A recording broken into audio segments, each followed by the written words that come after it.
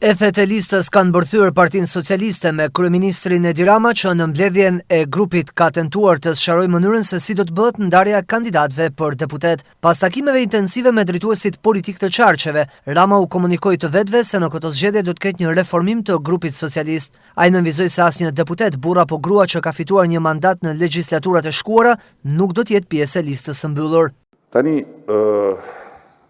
nuk kemi akoma përmbyllur të gjithë procesin, që natyrisht do të përmbyllet në kryesinë e Partisë Socialiste, por ajo që dua të ndaj me ju është e para, cili do dhe cila do për jush që nuk pranon të jetë në listën e hapur, duhet ja bëj me dije drejtuesit ose drejtuesës politike. Parimi themelor i listës së re do të jetë asnjë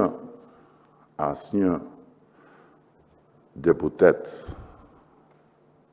në gjininë mashkullore që ka marrë qoftë një mandat nga Partia Socialiste nuk do jetë në listën e mbyllur. Në vijim, shefi ekzekutivit shpjegoi edhe arsyen pse ka vendosur që drejtuesit politik të qarqeve të garojnë në listë mbyllur, duke pasur të sigurt vendin në parlament edhe për 4 vitet e ardhshme. Sipas Ramës, kjo do të krijonte pabarazi në garë dhe do të zhvendoste fokusin e tyre tek sigurimi i votave personale, kur në këtë garë për socialistët e rëndësishme është puna për skuadrën. Skuadrat e qarqeve do të jenë super kompakte dhe duhet të kenë drejtim politik dhe drejtuesit politik duhet garantojnë që të gjithë deputetët dhe deputetet që janë në garë të kenë një hapësirë të barabartë, sa më të barabartë.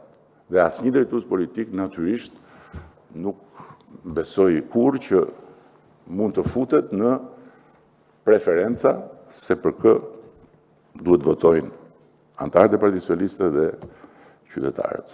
Sa i përket emrit të tij në listë, Rama tha se nuk ka marrë ende vendimin, por dëshiron të jetë deputeti të gjithëve, me detyrën që ka dhe nuk do që t'i zërë vendin askujt.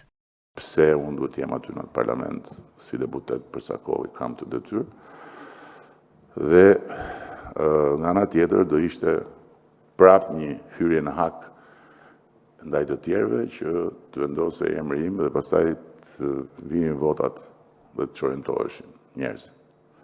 Kështu që kush është në listën e hapur duhet të jetë një garë shumë të barabartë.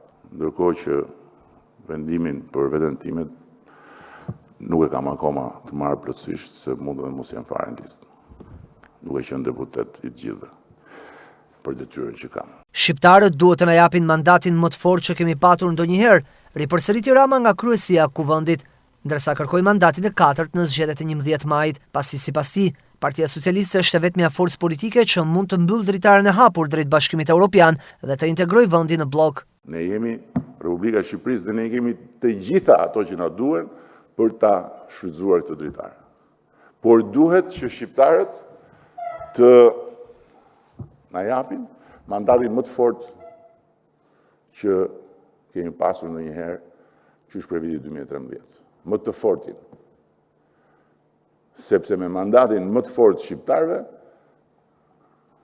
pastaj e di unë bashkë me ju se ç'a bëjmë edhe me Europën, edhe me Amerikën, edhe me NATO-n, edhe me të gjithë. Dhe kjo është dritarja e hapur që Shqipëria nuk mund, nuk duhet dhe ne nuk do të lejojmë që ta humbë si mundësi. Afati fundit për dorëzimin e listave për kandidat në KQZ është 12 marsi, kur partitë politike do të dorëzojnë 46 deputet në listë mbyllur dhe 140 të tjerë në listë hapur.